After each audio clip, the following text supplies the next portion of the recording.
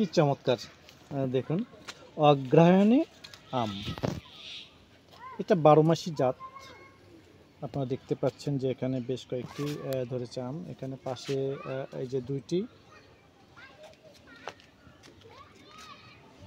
আম থাকা অবস্থায় আবার মুকুল এসেছে। বছরে 3 বার মুকুল আসে, যা আপনারা দেখতে পাচ্ছেন।